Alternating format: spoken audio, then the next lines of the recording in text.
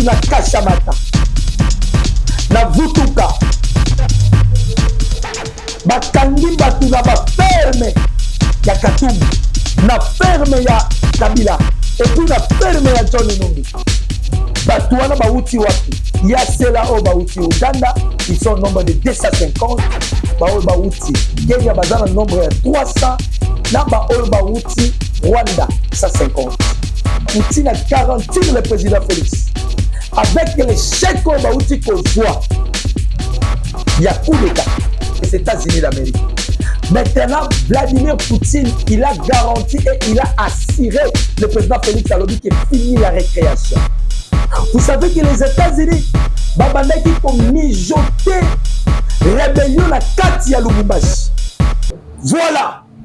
Toye lisusu na lombangu, chers internautes, Congolais de père et de mère, chers compatriotes, Bino Bolanda Kabiso na Expression 26, chaîne de référence Bino, la chaîne qui vous donne des informations sûres, vérifiables, à ce qui concerne la situation sécuritaire de la République démocratique du Congo, la situation politique de la République démocratique du Congo. Naï petit frère Nabino, moi Nabino, naï les sous na lombango, to partager bon minito ya muke to zala kalango, auto s'informaka.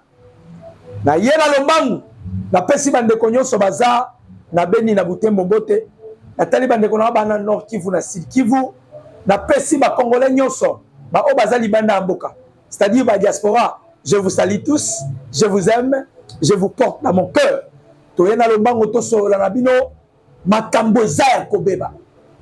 C'est enfin les États-Unis en guerre avec la République démocratique du Congo.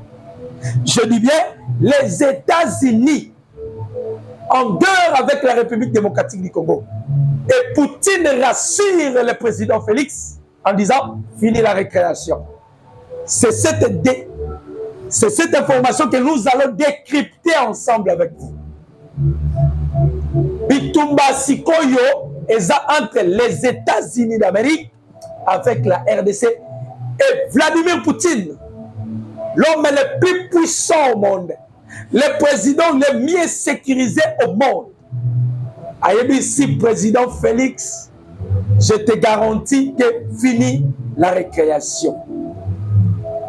Bokota ebele, bo like émission, bo commenter, bo partager ba lien. En tout cas, Ezan de Kolabino, vous ne serez jamais déçus. Tozalabino, nous allons parler sur la situation sécuritaire Yambo Kalabiso, mais bon, mais ça notre senga Rabino, bo like émission, bo commenter et puis bo partager ba lien. Dossier Liboso, c'est le dossier le plus louche. Vous savez que lorsqu'il y a une nomination, le gouvernement Oezome Mamoukonzi Amboka pour son deuxième quinquennat à la magistrature suprême, le ministre de la Justice et gardien des Sceaux, Constant Moutamba, il est issu de l'opposition. C'est qu'il y a opposition à commis ministre de la Justice. Et lorsque Constant Moutamba a commis ministre de la Justice, le président Félix Alobaki a causé la chasse aux sorciers. Mengaï Nazayete, moi je dois faire la chasse aux sorciers. A convoqué monsieur Gilles Alingeti de l'IGF. A yebisi Gilles Alingeti. Papa, yelanga ba dossier ya ba détournement. Nous avons tant de personnes au Congo où ba sali ba détournement. Ayebisie yelanga ba dossier. Ya ba nyonso ba salaki ba détournement na nango posa. Gilles Alingeti, il a eu à échanger avec le nouveau ministre de la Justice, gardien du sceau, M. Moutamba Constant. Mais ce qui nous étonne, ce qui est louche, Alingeti les jours où Basololina Constant Moutamba pour que après ça va dossier, je m'excuse, à ce qui concerne les détournements. Bandeko, bureau et siko ba dossier zalaki eziki. Botala Gilles Alingeti. Gilles Alingete, oyo le chef de l'État pesa qui confiance. Gilles Alingete, oyo ba Congolais ba pesa qui confiance. Gilles Alingete, oyo azalaki kotali sa biso ndira ko sala musala. Or que Gilles Alingete avant de la ramener ba dossier. Gilles Alingete a la complicité. Non ba détourner. Parce que pourquoi Kakatangu ba sengi yo ba dossier bureau Ziki. Gilles Alingete yake daka ko audit. Ko sala ba expertise. Ko auditer bat. Mais qui audite Gilles Alingete? Tozo sala appelle pas ya président Félix. Tinda cour de compte pas ya monsieur Gilles Alingete. Il faut azala auditer. Nul n'est au-dessus de la loi. Awa la personne qui règne, c'est le patron de toutes les institutions. La personne qui incarne les institutions. Le président Félix Antoine Tshisekedi Tshilombo. C'est lui la première institution que nous avons dans notre pays. Parce que nous en avons 5 institutions. La première institution, c'est le président Félix. Les secondes institutions, ce sont l'Assemblée nationale ou la Chambre basse. Le troisième institution, c'est la Chambre haute ou le Sénat. Le quatrième institution, c'est le gouvernement. Et le cinquième, ce sont des cours et tribunaux. Maintenant, à Linget, il faut expliquer Bisso. Bureau Eziki Ndengenime. Pourquoi Bureau Eziki au moment où le ministre de la Justice a sengiyo opesa ba dossier sensible bandeko bakabiliste ba détourna ba millions de dollars alingeti atikala okanga batute alingeti na ebandela zai ko impressionner biso on dirait ko sala musala qui déjà alingeti akangi atini na prison Muta Kabila Obe Minaku a détourné plus de 400 000 dollars Yasnel ya Congo Brazzaville alingeti azaki wapi Obe Minaku longolié ok pas Evariste Bochab a détourné de l'argent alingeti akangi ete Albert Yuma dossier Jekamine alingeti vous êtes où Tozo senga le président Félix deuxième quinquennat na yo sentiment ezalaté parce que nous sommes déjà en guerre avec les États-Unis. Alingeti, tu dois les capter le plus vite possible. Azo rendre un mauvais service. L'heure est grave, nous n'avons pas besoin des aventuriers dans la République démocratique du Congo. Nous avons besoin de tout. On va accompagner mon kondi Mboka na deuxième quinquennat. Constant Moutamba, vous êtes le ministre de la Justice, gardien du sceau. Bokende pas à Lingeti, il doit nous expliquer où se trouvent les dossiers sensibles. Pourquoi Tangu Kaka Basengi a appelé ça compte et commis au dossier Ziki. Bande Kotokoti, ce qu'on a mamali Kamunabiso sur la guerre que la RDC a Zanango avec les États-Unis d'Amérique. Bande Konangaï, les États-Unis d'Amérique à connaître chute libre et makas. Na chaîne na bango aux États-Unis, na First News. Récemment, les Américains bauti koloba que le président Félix est le président qui est venu compliquer l'humanité. Il est venu bouleverser calcul yaba impérialiste. C'est un homme fort. Or que nous sommes c'est la flatterie. Le président Félix est allé toucher l'économie des États-Unis d'Amérique. Le président Félix est allé toucher le point sensible des États-Unis d'Amérique. Dans la RDC est en guerre avec les États-Unis d'Amérique. Et ça quelle est la guerre au RDC?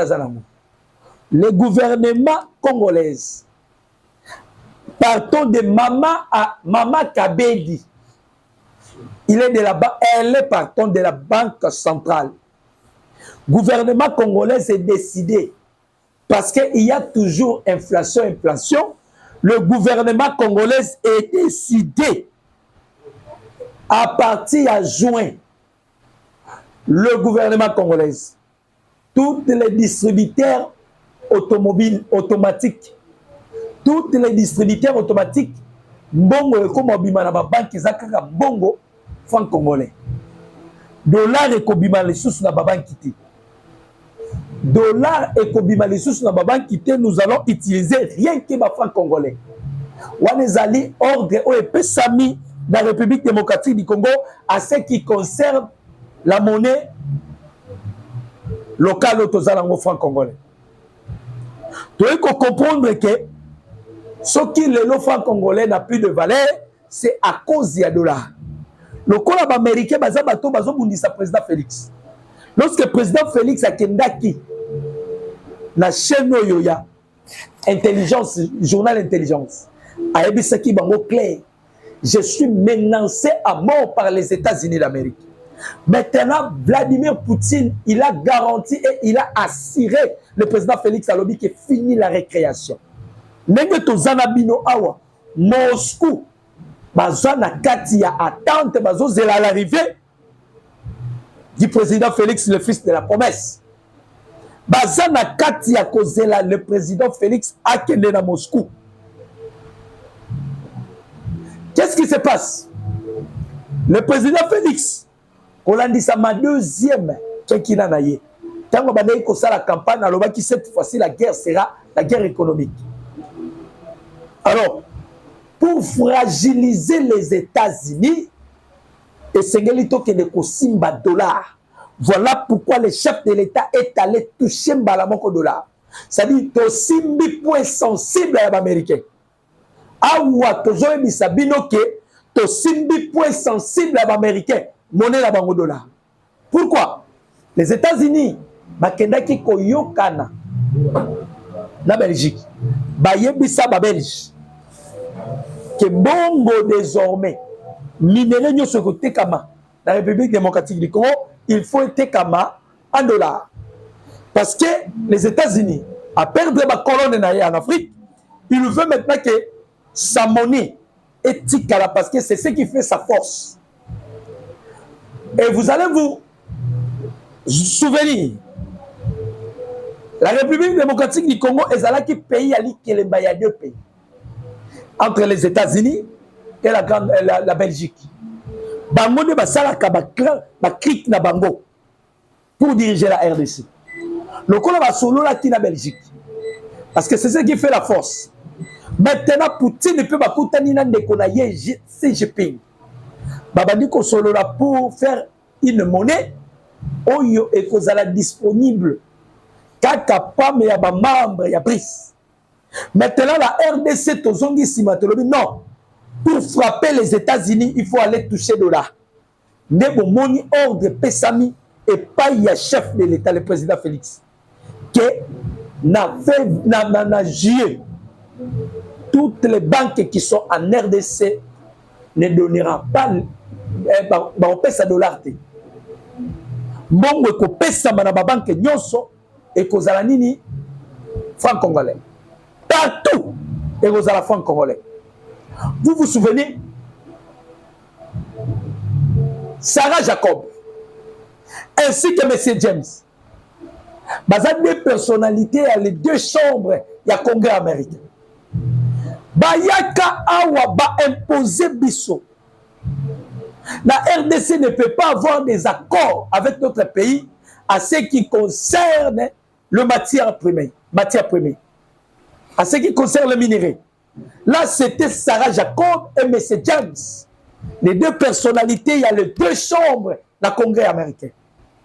Maintenant, récemment, Awa, dans les Nations Unies, on représentait à Moscou, M. Polyaski, devant les Américains, à Yebisiba américain, vous pouvez tout faire à ce qui concerne la diplomatie. Mais la RDC est les sous monka oyo boko pesa ba injonction les sous té. Pourquoi? Aibisi bango parce que la Russie a tie sikoyo même mise na ye na kata République démocratique du Congo. Bande koza koyinda. Tant to lo beza koyinda eza koyinda. Et l'envoyé M. Yang Chi, au représentant, il y a Xi Jinping. Il n'y a pas lobby. La Chine est déterminée. Et Toyebi Sibino, la RDC ne subira plus de guerre à l'est de la République. Bitoumeza Siko, il y a deux blocs. Il y a des communistes, il y a des capitalistes. Les capitalistes sont déjà affaiblis. Les capitalistes affaiblis. Pourquoi? Parce que les communistes, ils sont devenus puissants. Comme puissants, les communistes. Tous les pays à isme derrière le communisme. Alors, communisme, tellement comme puissant, c'est eux qui contrôlent les 4 espaces spatiaux de la République démocratique du Congo. Trouble à la Maison Blanche. Pourquoi? Parce que les États-Unis ont courir devant leur déclin. Awa Poutine a garanti le président Félix. Avec les chèques qu'on joie, il y a coup d'État. Vous savez que les États-Unis, Babandaki ont mijoté rébellion na kati ya Lubumbashi. On a préhendé batu na Kashamata, na Vutuka. Bakangi batu na ba ferme ya Katumbi, na ferme ya Kabila, et puis na ferme ya John Numbi. Batu wana bauti wapi? Ya sela o bauti Uganda, ils sont au nombre de 250. Bao bauti Kenya bazana nombre ya 300. Na ba o bauti Rwanda 150. C'est ça. Bazaki na kati pour préparer un grand coup pour la Kokoïsa, pour déstabiliser la RDC. Heureusement, Eddie Kapeng, le général, le commandant de 22e Légion militaire, il a traqué Batouana Nyos. Batraqué bango tout bazar kokangama ozare. Le Konda William Ruto bazui batunaye ne bomoni ba créer maintenant sommet. Tozo senga le président Félix. Peuple na yo bazana kati ya ko protéger yo pe. Ko participer na réunion wana te na sommet wana te. Eza sommet ya ba sataniste. Et ça sommet à bateau bazoluka ba renversé pouvoir na yo ezali légalement constitutionnel, parce que la constitution et la cour constitutionnelle a certifié qui le pouvoir de son excellence c'est le président Félix. Alors Batouana il cherche à tout prix Yakobunisa Mukonzi Mboka. Ils ont créé sommet. Les États-Unis derrière les sommets là. La France derrière les sommets. Tout cela, Bazoluka Mutuya Mukwantombolo. Netozo senga président Félix. Mukonzi Mboka. Le peuple congolais bazako siplié yo. Kokende biloko wanate. Parce que nous sommes déjà en guerre. Awawa, 5000 commandos, forces spéciales yé. Et à Kilobi. 5000 commandos, forces spéciales. Bamoussou Baouti, Iran, Bamoussou Baouti, Turquie, Bamoussou Baouti, partout éparpillé. Baza unité spéciale, Oyo, le président Félix Yemoko a créé. Panique totale à Pentagone. Panique totale. Bazana Katsa Romituna au juste, qu'est-ce qui se passe? Or, Dadi Saleh, Azolo Balobi, le président Félix, il se prépare à conséquent. Pourquoi? Parce que to yebi déjà Bangoura Nabiso. Les États-Unis d'Amérique, la Grande-Bretagne, la France, la Belgique, Union européenne tout entière, Maintenant, le président Félix a comme Talabango. Awa, blague ezati. Si on peut parler de superpuissance, la RDC fait partie parmi les pays les plus puissants au monde. Tozas d'abord superpuissance sur les plans. Il y a des ressources minérales. Et l'oko ezota panique totale. Et pas ya bamindele. Panique totale. La Maison Blanche. Panique totale. Pourquoi? Poutine a lobby président Félix. Nazo garantir yo que fini la récréation. Fini la récréation. Donc il n'est que zawa baneko. Bilia ki ba américain bisale nini? Bikoki. Toke kosimba l'économie des États-Unis d'Amérique. Vous imaginez le chef de l'État à découvrir 27 blocs pétroliers.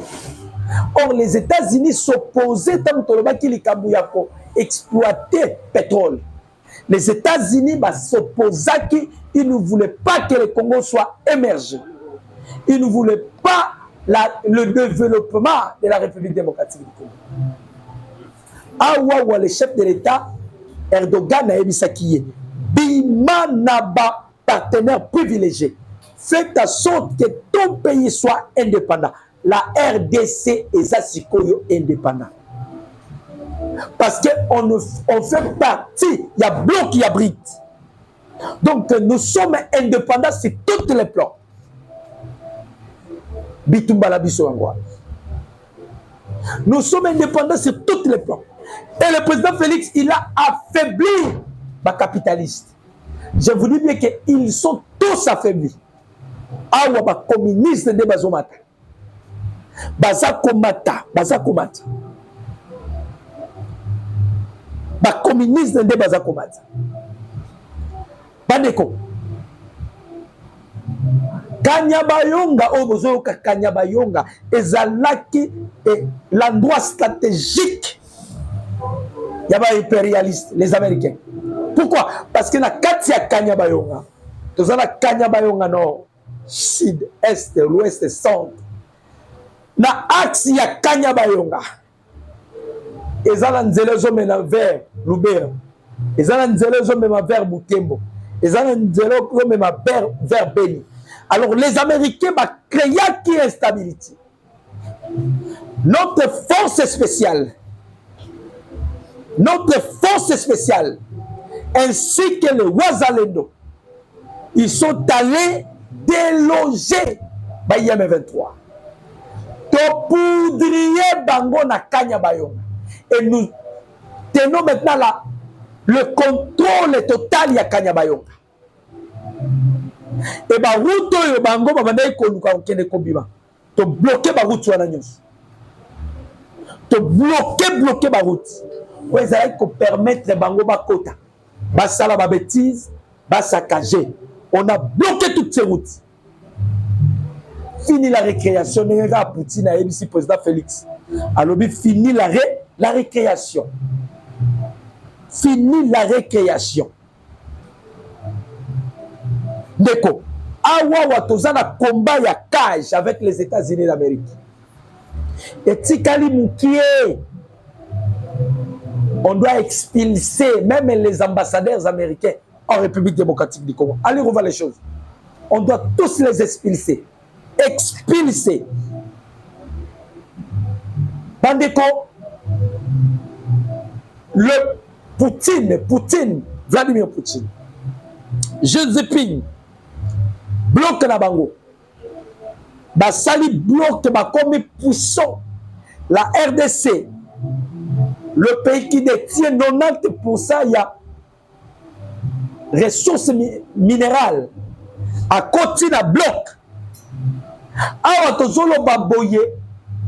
Les États-Unis affaiblis. La France affaiblie. Bandeko, il y a un monsieur français. Azaraka, un ancien ministre de l'économie français. Il vient de révéler aux Français Aibisi bango soki to perdre les deux colonnes. Ba colonne na biso en Afrique. Bana na biso na bano bana na biso bakobo. Ba okene koluka musala na Afrique. Bandeko accomplissement ya prophétie ya Simon Kimbangu. Simon Kimbangu avait prophétisé. Alobi mikoloza koya mundela kokoma mutu mwindu kokoma mundele. Elinge koloba nini? Dans les jours qui viennent, ce ne sont pas les noirs qui vont aller vers les blancs, mais ce sont les blancs qui vont revenir vers les noirs. Où en sommes-nous aujourd'hui? Où en sommes-nous aujourd'hui? Baméricain bameli paiement. Ban français bameli paiement. Donc Tshisekedi a déstabilisé, a pandi bango, a kotisi confusion. Lolenga kene ko sala na EAC parce que Mouto azalaki na influence na EAC, c'était Paul Kagame. Le président Félix est allé là-bas. Il a récupéré Ndayishimiye. Il a récupéré le président tanzanien. Tobimi, Toyena Sadek. Les Américains, le Kola Tozana Bango en guerre. Bakei parmi ma membre Sadek, entre autres Malawi, l'Angola. Ba mettre Bango en garde balobi, botinda ba militaire na binoté. Botinda ba contagion na binoté na RDC. Mouto a kotinda à cause de sanctions. Botala nombre américain. Les Américains sont prêts à bousiller, sont prêts à tout faire. Mais pour que le président Félix soit tenu en échec, beaucoup de souka, les Américains. Vous êtes vers l'aspect, il y a une décision, nous allons maintenant bloquer la monnaie. Donc, on ne mangera pas, on n'utilisera pas dollar en République démocratique. Et ça, déjà, c'est américain. Ça, c'est le plus grand guerre de tous les temps.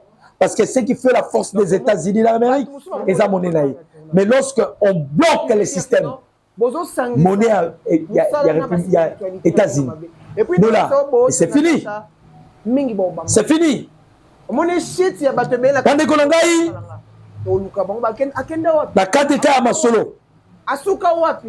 La cadre à Masolo. Parlons maintenant de la situation sécuritaire à l'est de la République démocratique du Congo.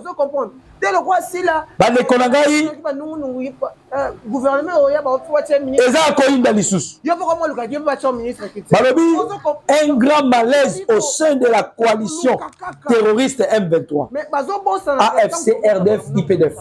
Malaise. Mikolo ezaka mikolo ba malaise. Ezana bato bazobela bazana fièvre et sengela parastamol. Ah, ce que balobi malaise. Malaise c'est pour nini? Selon les sources locales, les terroristes organisent en hommes et en munitions provenant du Rwanda et de l'Ouganda. Rwanda na Ouganda bozo kate. Malgré ton zoboma. Kagame, tu viens à peine là, il y a beaucoup de lettres que tu es abandonné par les Occidentaux. Au lieu de jeter l'éponge,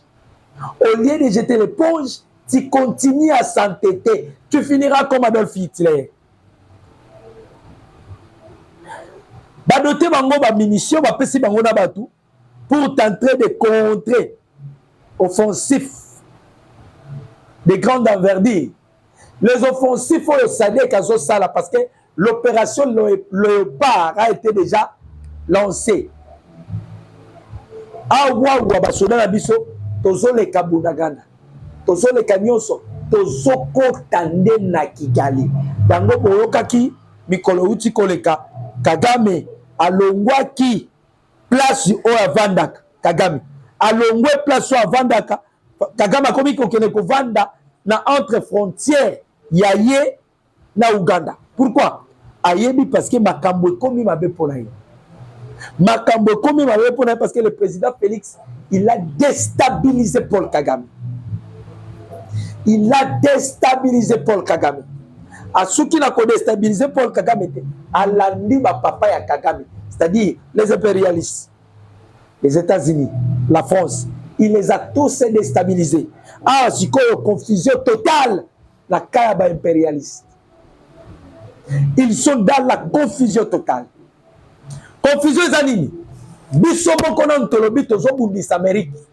Tobundisa Amérique na guerre à Mindoukité. On doit affaiblir les États-Unis, Tokeko Simba, là où se trouve le cœur des Américains. Économie États-Unis. Leur économie, c'est assis la monnaie locale là-bas, qui est le franc congolais. Eza Blagiti. Eza Blagiti. Eza Blagiti. Vous devez liker l'émission. Vous devez commenter et partager les liens. Eza Blagiti. Tosimbi et si quand l'Américain balingara ba simbati. Pourquoi? L'Américain va péter battre biso mulungao. Babundisi président Félix. Ils ont fait du n'importe quoi. Le col a boté les biso mulungé biso petozo tie la bino mulungé. Les États-Unis d'Amérique. Mulungé zani. Toke ko simba là où les Américains tozo courir quand na katia prophétie. Toyebisaki bango bon matabo kita. Le Congo ne sera pas comme avant. Le Congo sera maintenant sécurisé par branche yaba communiste. Les communistes va décider qu'on s'ingérer dans makambu ya Congo. Qui Poliaski na Maison Blanche, pardon, na Conseil de sécurité à mettre en garde les États-Unis. Toké à M. Yang Shi à mettre en garde les États-Unis. Vous allez comprendre que et la Russie et la Chine, les autres tambolani payent. Ils ont une décision négative parce que ce sont nos partenaires privilégiés. Faut-il rassurer beaucoup à Tombolo? Les États-Unis, bon matabo kita, nous sommes rassurés et nous sommes prêts pour la guerre. Parce que les Américains voulaient chercher à connaître. Pendant que le y a même arsenal, il y a armement au RDC. Bazoluka, bazoluka, bazoluka, bazoluka, bazoluka, bazoluka, quel type il y a armement au Tozalango? Donc ils sont dans la confusion. Le chef de l'État les a bouleversés.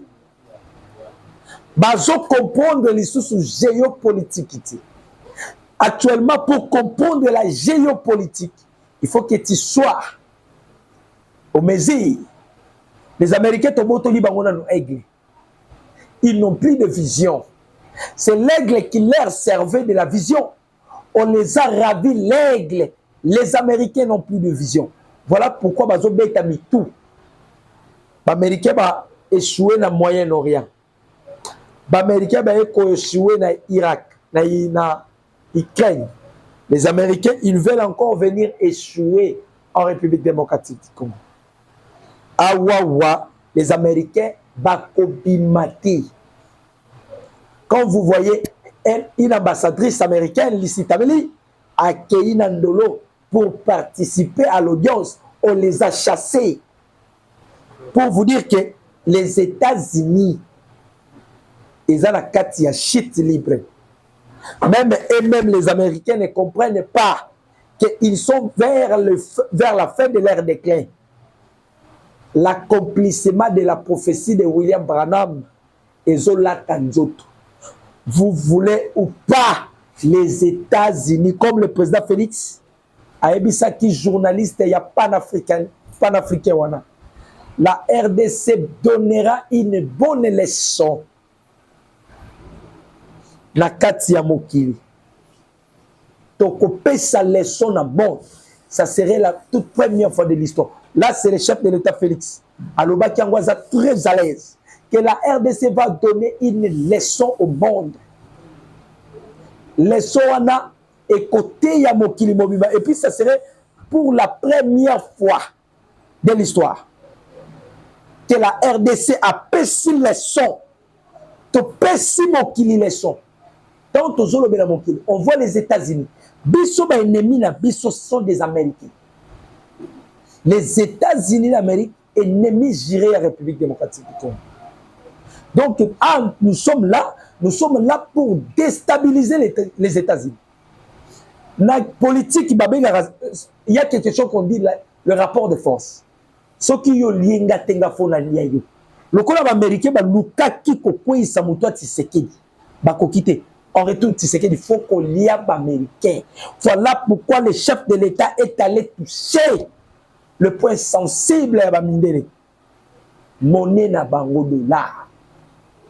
Le colato simbi dollar, c'est fini. C'est fini parce que si vous touchez dollar, c'est fini. Vous simbi les Américains. Parce que l'Amérique, dollar des autres protégés l'Amérique, ils ont monnaie aux oliamants. Même la France que vous voyez, si la France tient debout, le département d'État des Nations Unies, c'est grâce à l'RDC. Pourquoi? Parce que la langue française, et sur l'Obama, si nous voulons déstabiliser même la France, donc na Congo, on ne parlerait plus de la langue française. Les Français ne se retrouvera pas à Conseil de sécurité. Place voilà en Allemagne, Allemagne d'Arozongo. Donc si la France maintiennent son poste dans le Conseil de sécurité à cause de la RDC. Mais quand vous êtes ingrat, il y a des diaspora au bazali banda. Ba papa nangai. Ce que ça na loko ko maîtriser to ko gérer culture na biso, ko préserver culture na biso. C'est la langue, ba dialecte na biso. Bola kisabana na bino ba dialecte na biso partout ils sont, même aux États-Unis. Bola kisabango. Les Américains ne enseignent pas en français. Les Américains enseignent dans leur langue. Nous aussi nous sommes déterminés. De haut, on ko utiliser monnaie locale na biso na nyonso. Même biloko bozo mona na ville et comment te comme en franc congolais. Dollar et ça na place ici je pleure pour tous les cambistes. Parce que d'ici là, on doit écarter $. Et ça, moyen par excellence, il y a que bloquer Mindele. Et ça, les seuls moyens autres bloquer les États-Unis. Les Américains. Si vous voulez toucher les Américains, aussi ma monnaie là-bas. Donc, net aux fièvre aux États-Unis. Donc, aussi, l'isaba paracétamol, là-bas, doliprane, dans Romela. Non, vous allez aussi lire ça parce que nous sommes déterminés. Ou bien vous êtes avec nous, ou vous n'êtes pas avec nous. Si vous n'êtes pas avec nous, le président Félix va vous déboulonner. Parce que toi, dans le système, il y a des boulonnages. Ils ont déstabilisé, ils ont renversé, ils ont coué ça.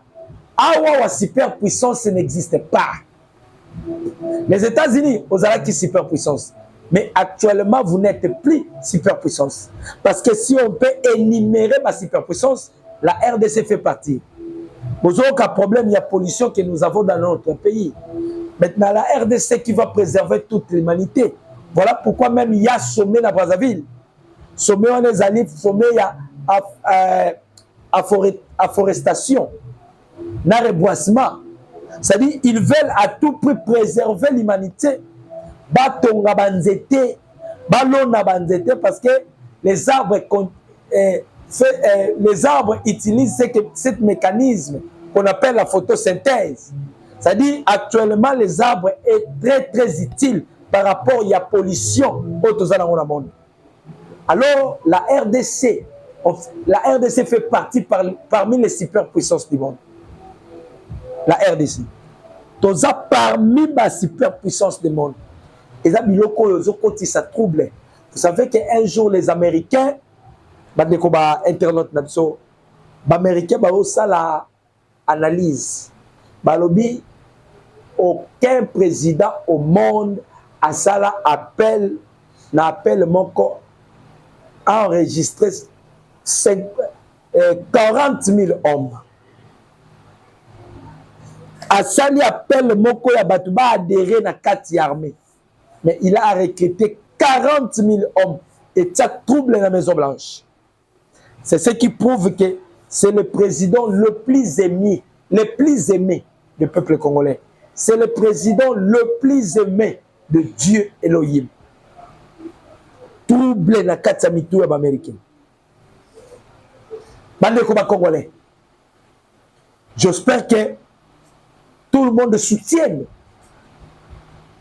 likanisi au gouvernement congolais aujourd'hui. Gouvernement congolais aujourd'hui, likanisi que les dollars, monnaie dollar est sur la place de la Congo. Ba mama babaye, boye bake, la monnaie dollar est sur la place de la Congo. Donc on utilise sous monnaie en athée. C'est ça la guerre que nous avons avec les États-Unis. Parce que, pourquoi? Parce que les États-Unis voulaient à tout prix faire échouer le président Félix. Biso pe na retour na biso toke ko simba point sensible. Tozo senga le commandant suprême Mokonzi ya mboka kende tinda batu na IGF et pas ya Lingeti. Alingeti est extrêmement suspect. Et puis, selon des sources que nous avons en notre possession, Azako s'est préparé pour qu'il soit candidat aux élections en 2028. Alingeti, qui va te voter? Gilles Alingeti. Qui va te voter? Oya ki go bisa biso kakanga ba prédateur okangi nani? Les Kimbuta sont en liberté. Pourtant, les Kimbuta, ils ont détourné des millions de dollars. Mais ils sont en liberté. Okangi nani? Chers internautes, c'était avec plaisir de partager 40 minutes avec vous. En tout cas, Toto Dissamina et Sengo. Mon numéro, c'est plus 243 89 63 95 965. Mon numéro, c'est plus 243 89 63 95 965. Je dis et je vous remercie. Que Dieu bénisse la République démocratique du Congo. Que Dieu bénisse son